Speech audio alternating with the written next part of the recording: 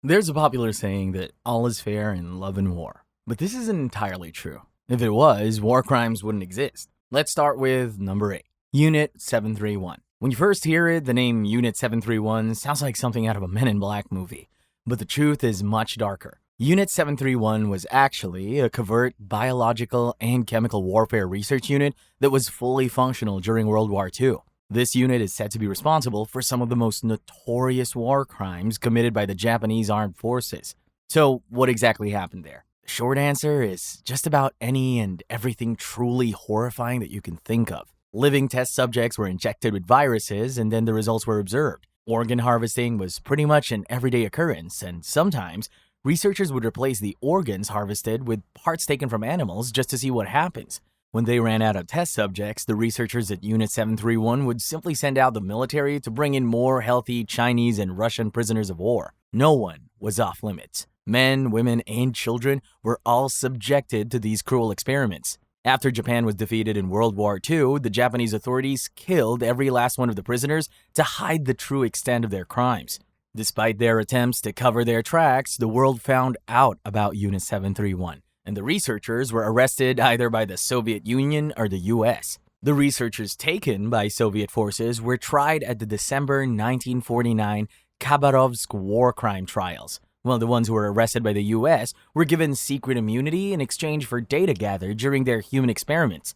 Real classy, America. Number 7. My Lai Massacre. The US isn't winning any medals for upright conduct in war anytime soon. Because when they weren't handing out immunity to monsters who carried out human experiments, they were wiping out entire villages. The My Lai Massacre is the largest publicized massacre of civilians by US forces in the 20th century, and with good reason. On the 16th of March 1968, some members of the US Armed Forces fighting in the Vietnam War set out to find a battalion of soldiers who were part of the People's Army of Vietnam. The soldiers were believed to be hiding in the village of Son Mai in Quang Ngai Province. Before embarking on the mission, the soldiers received a direct order from Colonel Orrin K. Henderson, the 11th Brigade commander. He told them to go in there aggressively, close with the enemy, and wipe them out for good. What he didn't tell the soldiers to do was kill 504 unarmed civilians, but that is exactly what they did. When the news of the massacre became public knowledge, it sparked worldwide outrage, with many people calling for the soldiers involved to be brought to justice. The US obliged, and 26 soldiers were charged with criminal offenses. But this is where things get crazy. Only Lieutenant William Calley Jr. was convicted. He was found guilty of killing 22 villagers and was sentenced to life imprisonment. However, he ended up serving just 3.5 years under house arrest because U.S. President Richard Nixon commuted his sentence. Number 6. The Pacificaion of Libya. When Italy comes to mind, you probably think about delicious pizza and a questionable-looking mustache. But that's about to change, because back in the 1920s, Italian soldiers did some pretty terrible things. The Second Italo-Senussi War, popularly known as the Pacificaion of Libya, was a clash during Italy's colonization of Libya. It involved Italian military forces, including troops from Libya, Eritrea, and Somalia, battling indigenous rebels linked to the Senussi order. During this war, Italy committed an array of despicable war crimes. One of such crimes was using chemical weapons to kill not just the active members of the resistance, but also surrendering combatants and innocent civilians. These killings escalated to the point that by the year 1930, tribal villages were being bombed with mustard gas. And you know who lives in tribal villages? That's right, women and children. A huge number of civilians who escaped the bombings eventually died due to forced deportations, starvation, and disease inside the concentration camps. Number 5. 1990 Gulf War. The Gulf War is the perfect example of what happens when you piss off nearly all the powerful countries in the world. In August 1990, Iraqi troops under the leadership of President Saddam Hussein invaded Kuwait. In about 2 days, they had fully occupied the country. But this was just the beginning. When the international community learned about the invasion of Kuwait, they were outraged, and so they decided to intervene. A 42-country coalition was formed for this purpose, with British Prime Minister Margaret Thatcher and American President George H.W. Bush at the forefront. After the coalition was formed, Iraqi troops were given the opportunity to withdraw from Kuwait, but they didn't take it. They had made their choice, and the coalition's forces were given orders to take back Kuwait by any means necessary. Unfortunately, the order meant that no battle strategy was off limits, including the bombings of areas in Iraq known to be heavily populated with civilians. The war eventually ended with Kuwait being liberated, but over 3,000 innocent civilians lost their lives. Number 4. The Srebrenica Massacre. The Srebrenica Massacre took place in July 1995, and it's widely known for being the deadliest act of genocide in Europe since World War II. After Bosnia and Herzegovina declared independence from Yugoslavia in 1992, a violent conflict broke out between its ethnic groups, specifically the Bosniaks, Serbs, and Croats. To put it simply, the Bosnian Serbs wanted to create their own state within Bosnia, and so, with help from Serbia, they embarked on an ethnic cleansing campaign. It was this campaign that led them to Srebrenica, a town in eastern Bosnia that was home to mostly Bosniaks. At this time, the UN had declared Srebrenica a safe area and placed it under the protection of Dutch peacekeepers.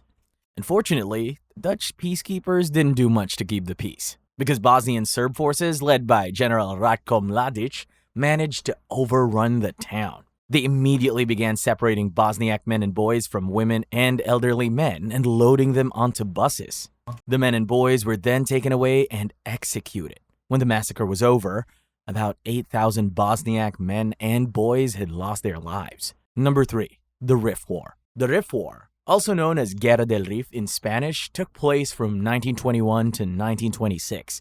It was a clash between Spain, who were the colonial rulers, and the Berber tribes living in the rugged Rif area of northern Morocco. France joined the war in 1924, but this isn't about them. When the war first started, Spanish troops probably thought it would be a walk in the park since they had all the fancy weapons of mass destruction. But in a shocking turn of events, the Rifians managed to score a few victories using guerrilla tactics. They also got hold of a couple of European weapons that came in handy. Despite being the minority, the Rifians were the first to commit a war crime. On August 9, 1921, Rifians killed 2,000 soldiers of the Spanish army after they had surrendered the Monte Arawic garrison near Al-Arawi. Losing soldiers to the Rifians in such a brutal manner left a sour taste in the mouth of the Spanish troops, and so they decided it was time to bring in the big guns, or in this case, the war crimes. The most notable of Spain's war crimes was the indiscriminate use of dangerous chemicals like mustard gas and chloropistrin against civilians. Chemicals spread across markets and rivers and is said to be the reason for the widespread cancer occurrence in the Rif region. Number 2. Belgium. World War I was a pretty dark time, especially for Belgian civilians.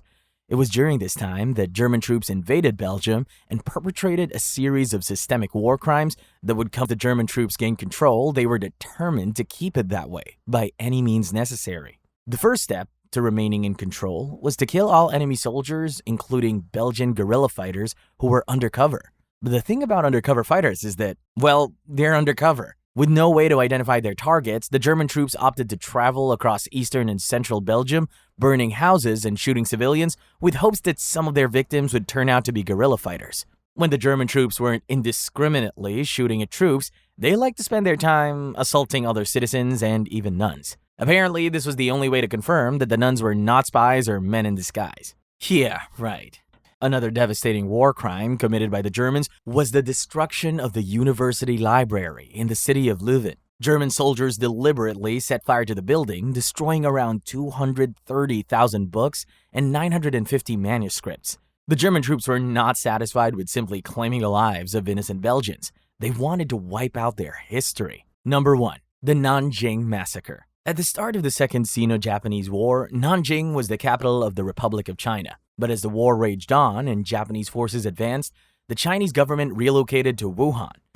This turned out to be a big mistake because the relocation left Nanjing vulnerable. When the Japanese forces reached Nanjing, the Chinese soldiers who had been left behind to guard the sub-provincial city put up a good fight, but they were outnumbered and outgunned. So it was only a matter of time before the Japanese breached the city's gate. It was at this point that things got ugly. Over the course of the next 6 weeks, the Japanese soldiers remained in Nanjing and committed every single war crime imaginable. It was almost like they had a checklist. If they did have one, the indiscriminate killing of unarmed civilians, prisoners of war, and wounded soldiers in the most brutal ways possible was definitely number 1. When they weren't taking innocent lives, the Japanese forces roamed the city, looting cultural artifacts and whatever treasure they could find. They took great pleasure in destroying properties, homes, shops, and even religious sites. Nothing was off limits. At night, and sometimes even in broad daylight, the Japanese soldiers would assault citizens. By the end of the massacre, between 20,000 to 80,000 women had been abused, and about 300,000 lives had been lost. That's it for this video. See you in the next one.